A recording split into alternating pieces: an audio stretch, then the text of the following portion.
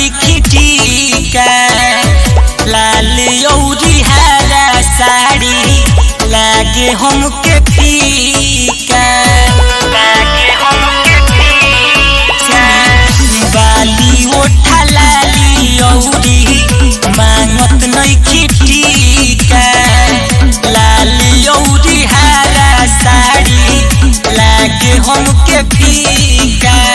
काहे धक्का देके जात बानी सुनी ना बाबा दुआरी काहे ढकेली के जात बानी सुनी ना बाबा दुआरी अपना धनिया ला लेके आई हो बलमुआ काला रंग के साड़ी अपना में हरी ला ले आई हो बलमुआ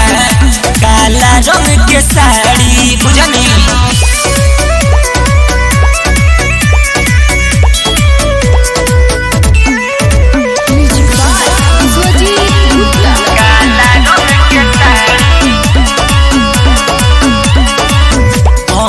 से अनुराग तनी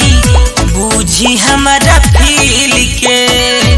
काला रंग पसंद हुए ए जी हमारा दिल